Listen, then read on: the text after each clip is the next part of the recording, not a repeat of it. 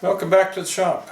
Bob here for the old Iron Lever channel, and I'm going to start a kind of an odds and ends thing. It's I'm going to call it odds and ends number 7, but it's about work holding, and it's specifically mill vises. I was minding my own business in my shop one day, and last oh golly, earlier in the year I guess, and my next door neighbor came over and says, "Bob, there's a estate sale down the street here at the end of the block. You ought to go down and take a look because they got a lathe in there." I said, "Okay, I'll go down there and check it out later on." He says, "No, you need to go down now." So I gathered up myself and headed on down the block, and there was a house with a 2-car garage, and he had added on another 2-car garage, and he had a lot of automotive stuff in there. But I did notice in the corner there was one of the little 3-in-1 Taiwanese outfits, and I really wasn't interested in that. But the lady that was running the sale wasn't real familiar with everything in there, but not bad. And a lot of stuff she had no idea what it was worth, so I just had to tell her, and try and take care of her so we don't wind up cheating her or anything. And I still didn't want to get a bad deal for myself either. So anyway, I found a few items that I liked, just kind of handy little things. And over underneath the bench, I noticed a vise, and so I drug it out, and it was a Kurt D60 vise, and I thought, well, this is going to be a nice addition to the shop. So talked it over. She had no idea what it was worth. I offered a reasonable price for it. It was cheap, but it was at least not the $20 or so she would have been willing to take on it. I didn't want to do that. So anyway, now we're going to move over to the mill, and we'll take a look at the new vises.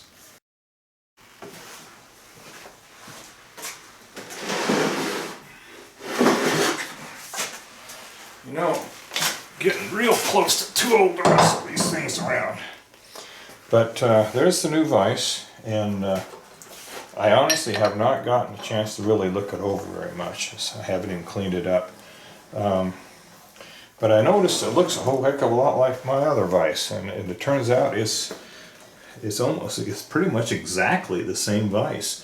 It's to the point where it has the information for the vise, the Kurt D60 and all that, stamped in the movable jaw instead of a tag or something like that on it.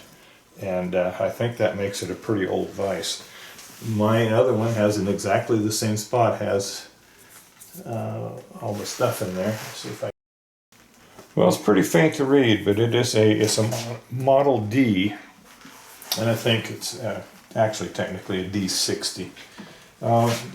It feels pretty solid, but it could be just gummed up. Anyway, it's the twin to the one I have. It's exactly the same vise. That's just out of the blue. How did that happen? So my plans are to clean it all up. I may put a kit in it. When I had this one, I got this one off of eBay several years ago. And I put the kit in it and cleaned it all up, painted it, and where you have these holes drilled for the T-studs to mount it or something, I milled those out so I have a slot there. Much easier to mount the vise on the table. And the reason I got it, well, first of all, it was cheap and it was a nice vise, is that a lot of times I want to hold something that's too long for the vise, and I wind up with pieces hanging out and get chatter and vibration and all kinds of stuff.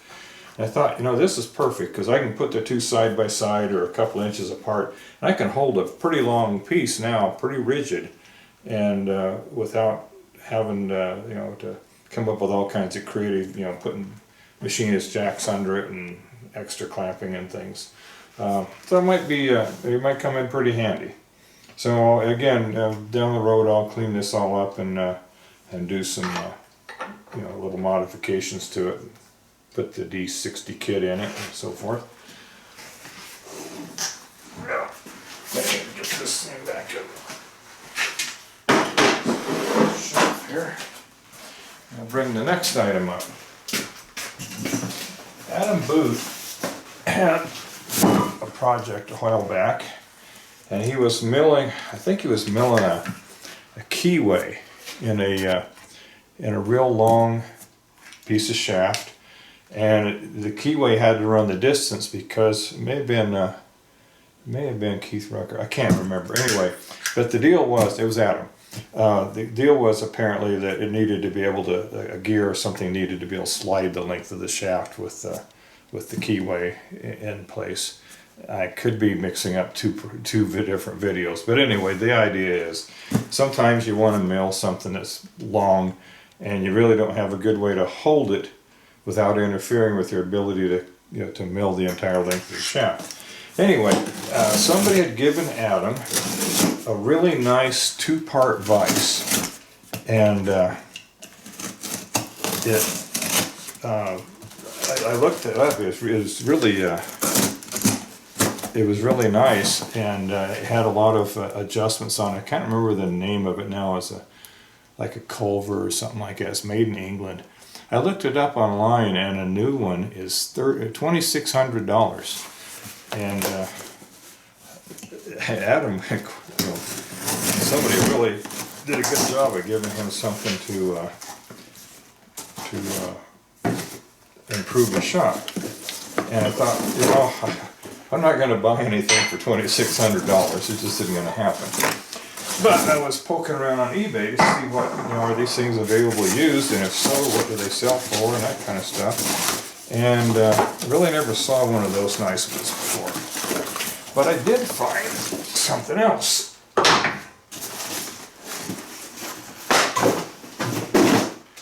I found a two-piece vise.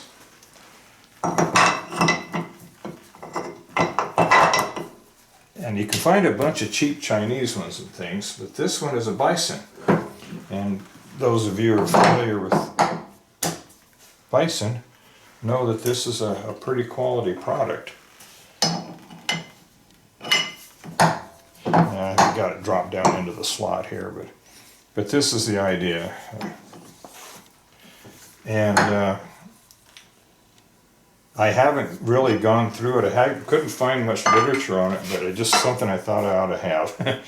Look these up new are about $800, $700 if you can find them on sale. And I got it for like $300, and it's in really good shape. Everything looks nice on it. I'll go through it and clean it all up and so forth. And you're seeing it for the first time that I'm seeing it for the first time. But it has the Bison logo on it. And like I say, when it comes to work holding, pretty hard to beat a Bison chuck. So I figured it's the same outfit making it. This is probably just as good. And so I'll be looking forward to that. The nice thing about this is, picture it without my Kurt in the way here. One end down here, one end down here, and I can put a long piece in between. Put it up on parallels or something, and then you can stick a piece up and machine it all in one crack. And I think, grab a tape measure. I think by the time I get this all situated on the mill, probably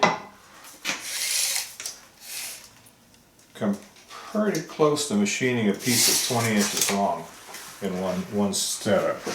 So in a period of a few weeks, I wound up with two solutions to the long items on the mill. Anyway, like I say, it was just a kind of a short video to give you a little view of the nice new acquisitions in the shop. And if I learn anything more about the Bison, I'll let you know. Well, that was a short one, but I thought you might find it interesting.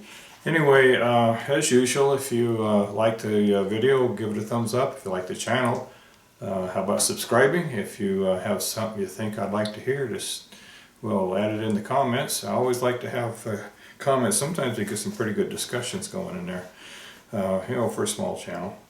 An observation. Maybe you other guys out here that do videos have the same observation. Do you ever notice that how clean your shop is really a matter of camera angle? Yeah, this place isn't a mess. Just keep the camera angle high enough. So anyway, till the next video, happy trails.